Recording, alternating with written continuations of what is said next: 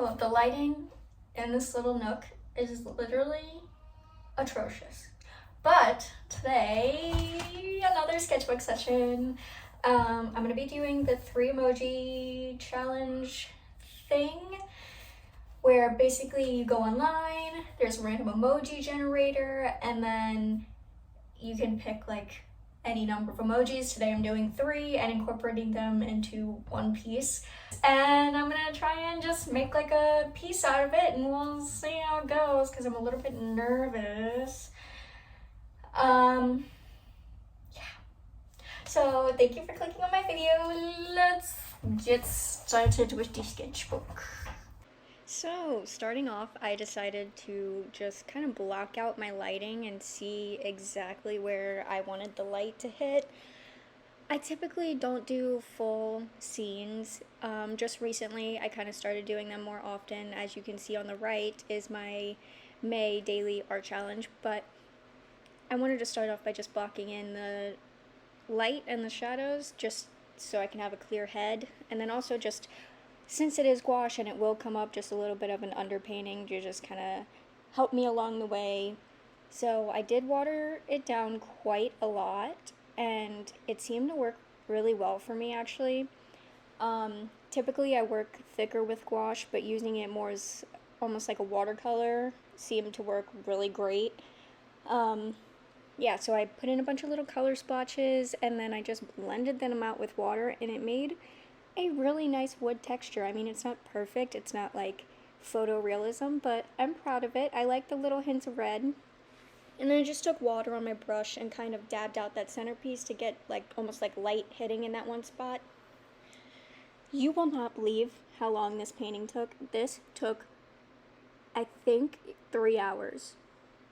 I forgot, but it was in the 3. It was 3 hours and something minutes, which is insane. I had to edit 3 hours of footage just for one piece. Are you serious?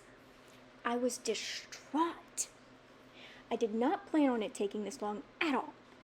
This piece was quite literally small detail after small detail after small detail. There was no bigger picture. This thing was just a menace to do. The biggest piece was the desk, and even that had small little details that I had to put in. But I'm proud of my little lamp. I know it's dumb, and it's not that significant, but I am really proud of my lamp and the yellow lighting I added. I'm so happy with it, and I like the little books, and this little drawer here turned out so funky, and I don't know why. I think my angles were off, and that's the issue. But I stared at it for so long trying to figure out how to fix it, and I could not, which drove me nuts. And then I love doing these little frames. Like, look how satisfying that is. I just have these like little detail brushes from Amazon, and this one was a flat brush, and then look at those. Oh, I love how satisfying that is. I don't know how to explain it. I just really enjoy looking at myself to draw the frames, because it just seems like I actually got semi-straight lines for once, which pretty much never happens. So that was really cool. And I did these little oval frames, and at this point I had no idea what I was going to put in them, because I knew I needed a map, which was going to be in one of the frames. I needed one of those fancy little scales, which I was going to put on the bookshelf, and I needed like a train. And I didn't know how I was going to bring all these together, but it was kind of giving me like Howl's Moving Castle type vibes, along with just like dark academia. I don't know why, because looking back at the emojis, where did I get that from? I don't even know. But when I first saw it, I was thinking dark academia and like the clutter of Howl's Moving Castle, just so many like random things. And look at these dots on the bookshelf. They are so random, and they don't really belong, but I love them. I love the little dots. I think it's just that little extra like pizzazz that I needed.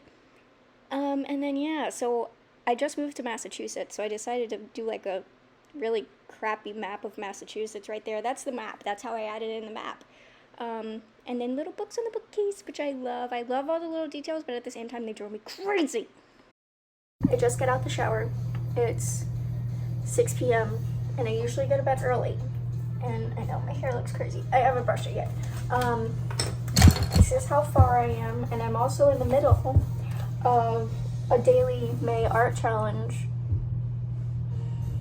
I'm so tired. I have 3 pieces to get done today because I need to finish this for the video Friday, and then I have to do day 2 and day 3.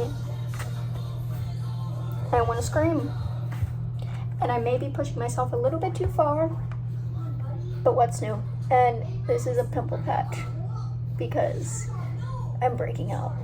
This is where I am, and I'm over it, kind of, a little bit. I know I shouldn't be. I'm just tired. So I'm voiceovering from the future, and that was such a manic head scratch.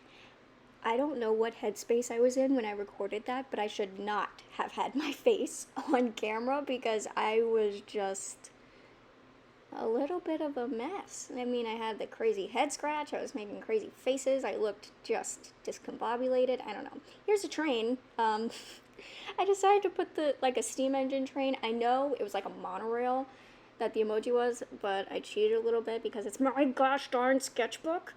And I put the train at the top of the shelf, and then I also added the little the scale on the bookshelf, and then there's also the highlights on the painting. I think the highlights, like the glass highlights on the artwork, really do make it shown that it's like frames and artwork and not just like random squares. And here's a little cityscape. It makes me think of 7th grade when I drew just a silhouetted cityscape, and I thought it was the coolest thing ever. But yeah, thank you so much for watching, and you're about to see my manic face of finally finishing this piece. And as they're leaving, they turn around to look, and there's no one. There's no one in the window, Done. There's no one outside on the property. Whoever or